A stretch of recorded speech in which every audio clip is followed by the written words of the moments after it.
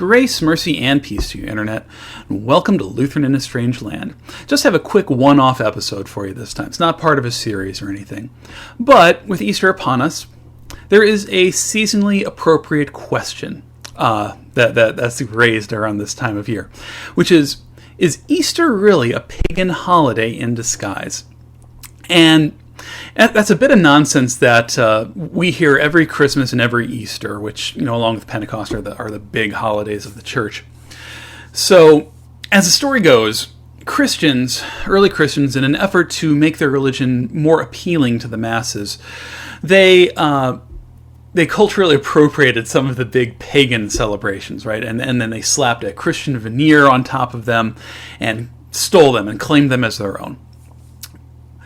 But if you look at the trappings of our celebrations that we still have today, you're going to see pagan influences all over the place.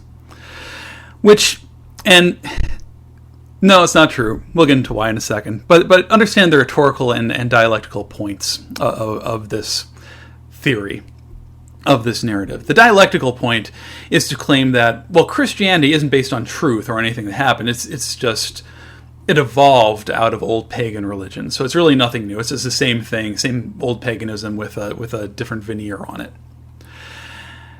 And the rhetorical point is to try to make Christ look small and weak in comparison to the old pagan gods, right? The old gods, they had such a grasp on the human imagination that it could never really be dislodged by Christianity. So Christians just have to follow along and pretend that the celebrations are our own. Basically turning Christ into some kind of tag-along deity. And mainly you'll hear this from pagans and from secularists, for the most part. Although you do get this from a few Christian sects and cults as well. Specifically, Jehovah's Witnesses will tell you this. Seventh-day Adventists, I believe, do as well. And basically, what they'll tell you, and I've gotten this in pamphlets in the mail sometimes, they'll tell you that, we worship on Sunday, we being Orthodox Christians, we worship on Sunday because, we're really worshiping the sun. It's right there in the name, Sunday, right? As though every day of the week isn't named for something that pagans have worshipped at some point, right? They worship on Saturday, meaning I suppose they worship Saturn. Or, maybe you could go to Monday, which is, Moon Day, because people worship the moon at some point too. And then, the rest of the days are all Norse gods. In English, you got Tuesday's Tyr's Day, Wednesday's Odin's Day, Thursday's Thor's Day, Friday's Freyr's Day. So any way you dice it, the names of our days of the week come from either some old pagan deity or something that pagans worshipped. So, not really a way out of that, unfortunately. But for the most part, you get this from pagans and secularists. If you watch TV at this time of year, you'll see this nonsense on the History Channel and whatnot all the time. You'll see people sharing Facebook posts about it. You'll see people, sharing it on other social media or bring it up at your holiday celebrations in some cases. And in every case, what you have are people who are claiming to be much more intelligent, much more learned than you are, because they have pierced the veil of secrecy surrounding our holidays and arrived at the truth. And today, I'm going to tell you why that is a huge load of crap when it comes to Easter. And it's a bunch of crap when it comes to Christmas too. But I am trying to be seasonal here. So we're going to look at 3 specific claims relating to Easter.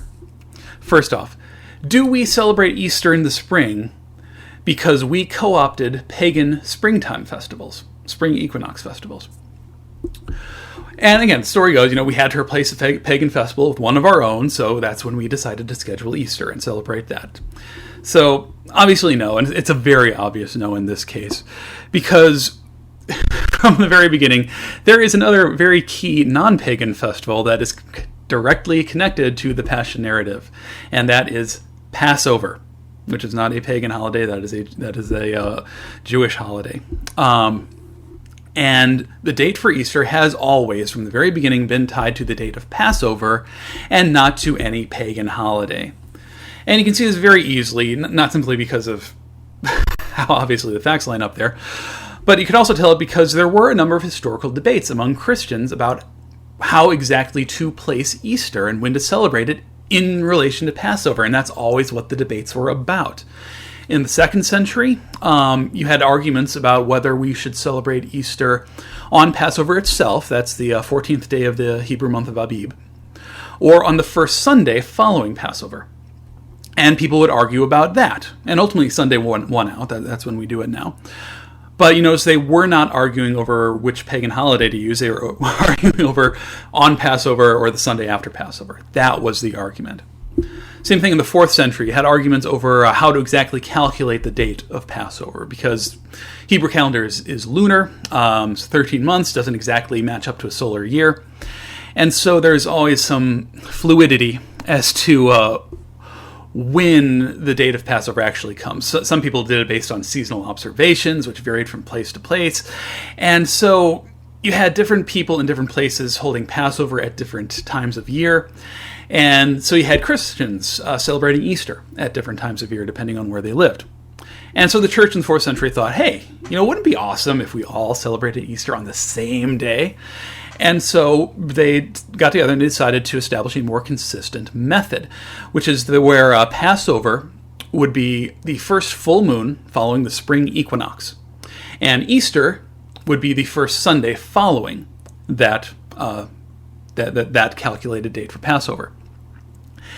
And again, spring equinox was chosen not because of pagan holidays are on spring equinox, but because of the tradition that Christ was crucified on March 25th. That was the established date for a long time. Again, whether that's historically accurate establishment is a little bit dubious, but that is the date that the church had accepted, and so that's when they scheduled Easter, because March 25th is always a few days away from the spring equinox.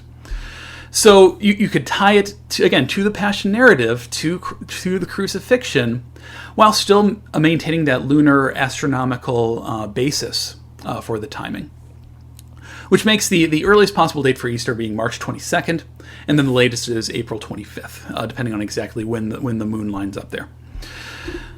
But it is always based on that full moon, because Passover is a lunar holiday, and because Passover is central to the Passion narrative, and so the church wanted to maintain that historical connection when they were making these calculations. And this was all decided at the Council of Nicaea, the same council where we got most of the Nicene Creed. And that is what we still do today. That's what the church all over the world still does today.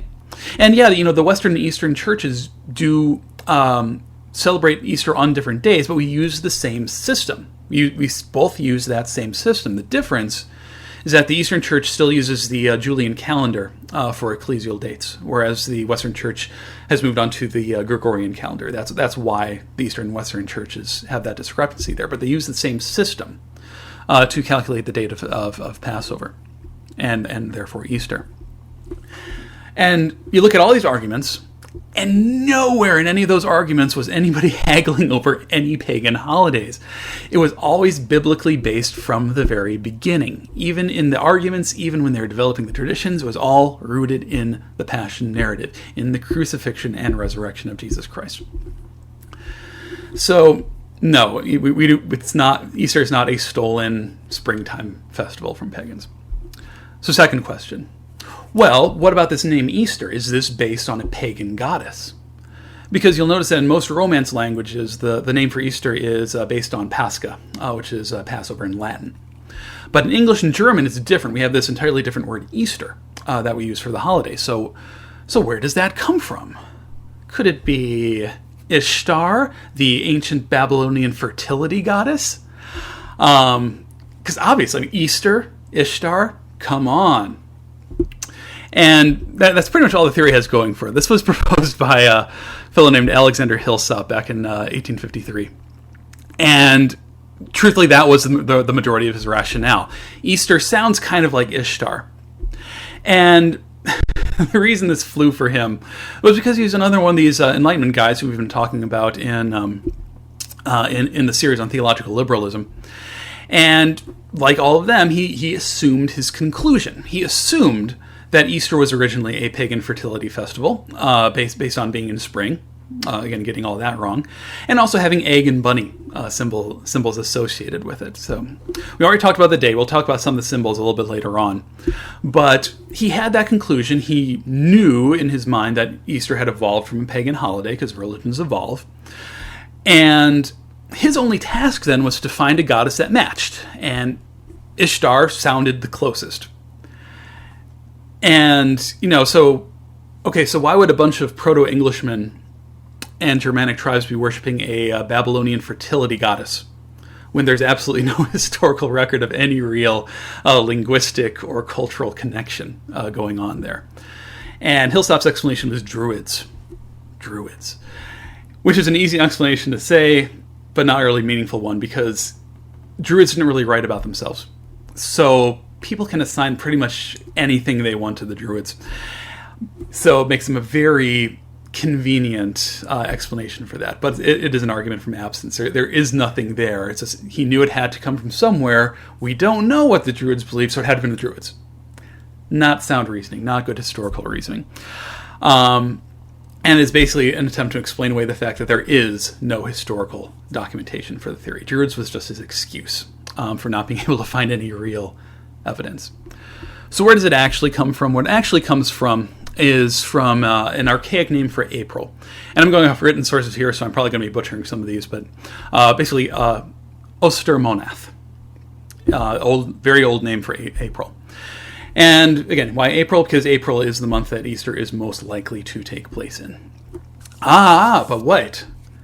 Could that month have actually been named after a pagan goddess? Which, again, once you get to that point, it's a pretty weak association with paganism there. Again, about as weak as Sunday being a pagan association. But even then, even with that weak association, there's still no reason to think that. There is no such deity anywhere in Old English, Germanic, or Celtic mythology. The very first time the idea of a goddess named Oster or Easter or something like that shows up in a work of history is in the 8th century in a work by the Venerable Bede. And it had been called Easter by Christians for centuries at that point, so he didn't coin this term here. But the Venerable Bede, he conjectured that Ostermonath was named after this god, or Esther, or Oster, or Easter. And the thing is, even the Venerable Bede, he doesn't actually tie it to any specific mythology.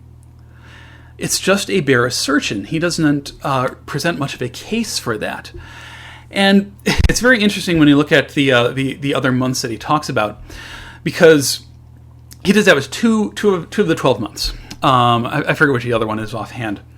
But the thing is, the other 10 months, none of the Old English month names involve any gods or goddesses. None of them do. None of the other 10.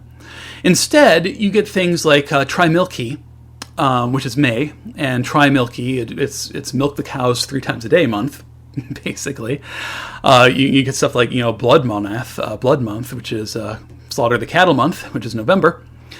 And again, all of them are like that. They're all seasonal. They're related to the sun. They're related to seasonal events. They're related to the weather, and all stuff like that. And it's only these 2 months that Bede had suggested were named after deities. And in both cases, this work is the only ancient documentation mentioning any connection to a pagan deity there. So it's the first time any Oster goddess was ever mentioned. And it is the last time any Oster goddess was ever mentioned for another 1,000 years. And after that, all you get is the same old Enlightenment presumption going on. This must have been. Again, the same old speculation based on faulty philosophy. And now, the Venerable Bede was an honored historian, right? Hence venerable, right? But with that one bare assertion in his work being the only indication that any such goddess ever existed in mythology, it's much more likely that he was making a conjecture there, and it's pretty likely that he's making an errant conjecture there. And if you want to go with conjecture, it's just as easy to make an entirely different one, and that's that Ostermonth goes back to the Old Nordic term osa, which means to pour water. In other words, April showers, which fits right in with the way every other month is named. And again, if you want to go a little further on the conjecture, there's one historian, I forget the name offhand, but he theorized that the month was actually named after Easter.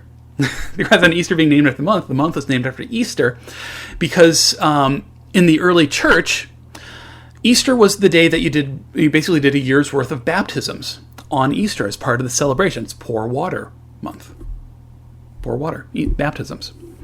Now again, that's not certain by any means. That's conjecture, the same way that the other the other theories conjecture.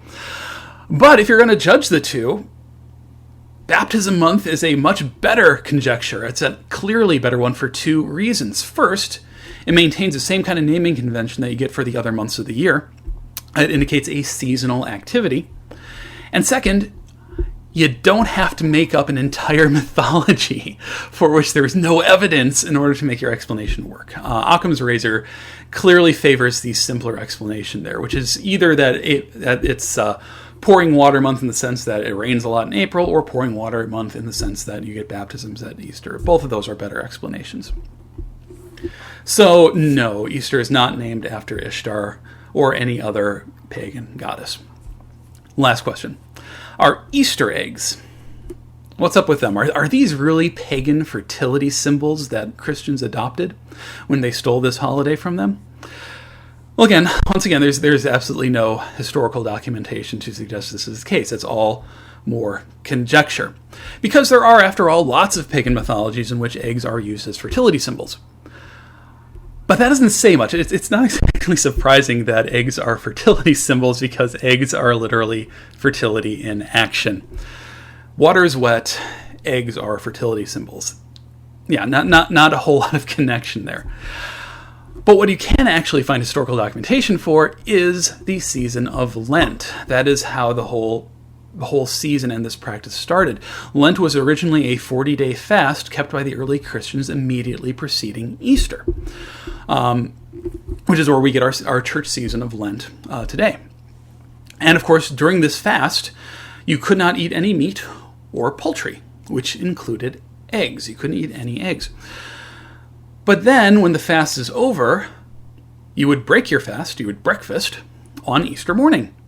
And one of the most common foods which you would break your fast with were eggs, especially for the poor folks who couldn't necessarily afford a whole lot of meat. And so, eggs were a traditional food for eating on Easter morning. And as with any other human celebration, the traditional foods start getting decorated. If you have a cake, you're going to decorate the cake. If you have eggs, you're going to decorate the eggs. It's just a normal, natural thing. And so people would start to paint their eggs for the celebration of Easter. And over time, they would find a new symbolism within this practice. The chick breaking out of its shell is symbolic of Christ breaking out of the tomb, and stuff like that. But which are fine. Those are pious ways to use Easter eggs as object lessons. But what we do know is that it all goes back to that practice of the Lenten fast. Not a pagan tradition, but a fundamentally Christian one. 40 days of fasting prior to Easter. That is what it comes from. So, in every one of these cases here, you have a lot of spurious accusations.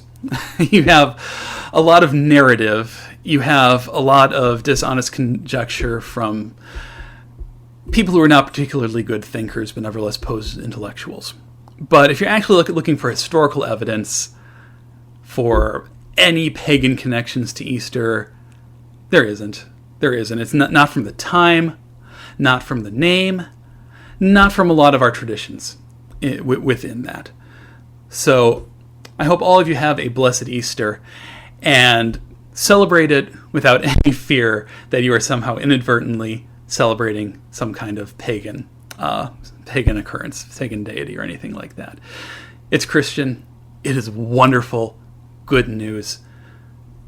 Enjoy your holiday. Have a blessed Easter.